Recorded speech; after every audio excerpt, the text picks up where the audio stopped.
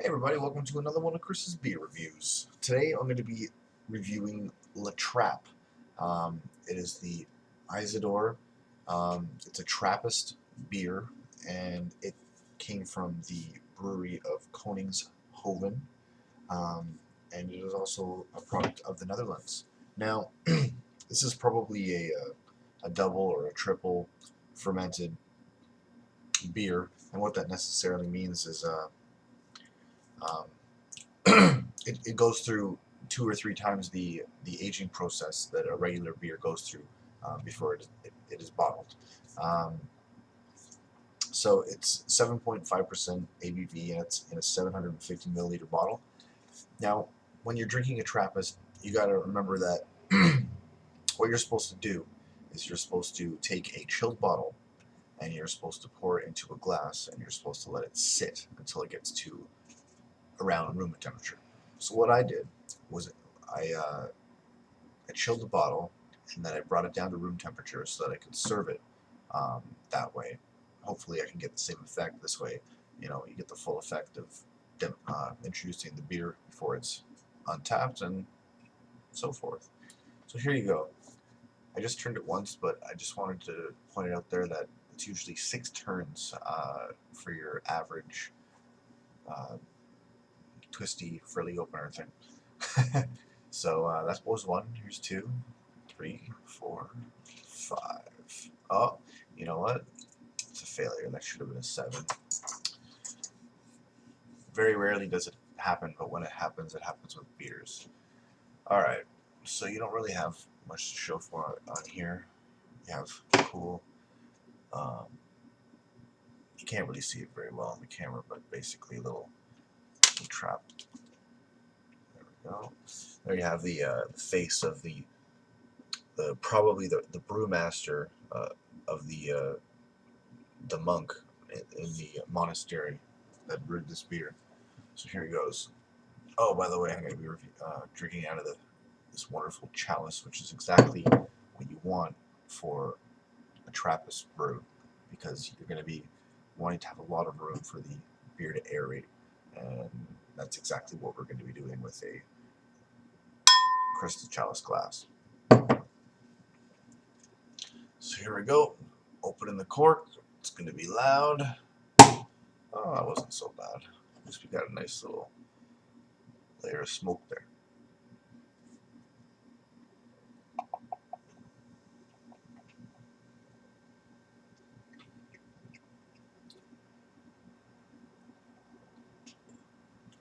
So there you go. It's pouring like a true Trappist, people. Sorry, a pure Trappist. And that's that.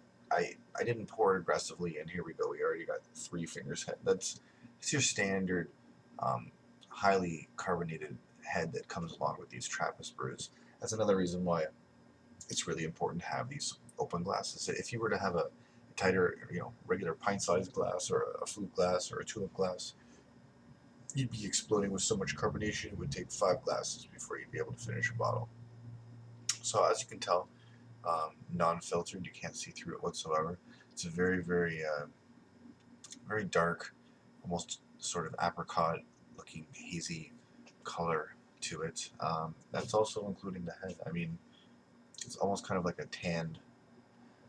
There you go. It's almost kind of like, you can't really see it very well, but a little bit of a tanned head. I mean, it has a little bit of an oranginess to it, which is different from most Trappists that I've had. In the aroma, you really do pick up on the sweetness of it, of course, because fermented beers are much more sweeter than your standard beer. And I can also pick up on the barley,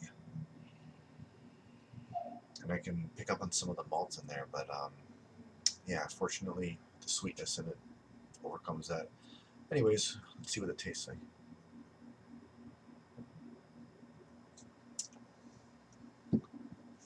Okay, so you know what? The that idea of mine of doing it the way that I did it versus the alternative way of doing it is I think it worked very well, actually. It tastes very good. I mean, with beers like this, a lot of the flavor comes out in the sweetness. And when you take beers like this and you make you serve them when they're too cold, it actually how do I explain it? Nullifies the flavor experience that you could be getting from the beer. So when you're drinking a beer like this, when you're trying a Trappist, you gotta also wrap your head around the fact that you're not drinking a cold beer. So, but I'm telling you, I've had both, and as refreshing as a cold beer might sound, if you realize what kind of flavor you'd be missing from drinking it like this, you'd be drinking it like this. I'm telling you. So yeah, that that aside, um, it's a very good beer.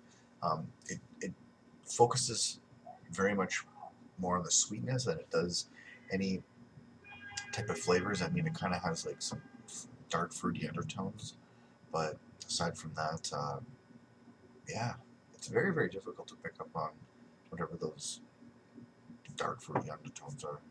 Um, you can definitely pick up on some of the berry tastes, but it's very very faint. It's very hard to be able to identify them individually. So yeah, I don't know. I've had quite a few Trappists in my time, and this one definitely is up there.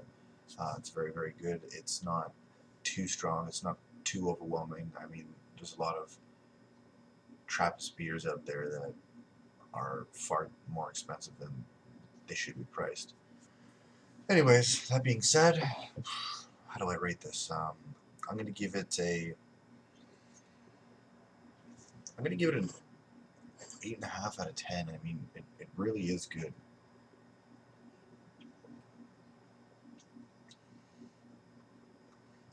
It really is good. I just wish there was something else in there that would brighten it up a little bit. There could be more of a prominent flavor, kind of throw you a curveball that could make this a lot better than it really is. But it is traditional, and I respect that. So thanks for joining me in another one of Chris's beer reviews. Don't drink and drive. Drink responsibly. Cheers.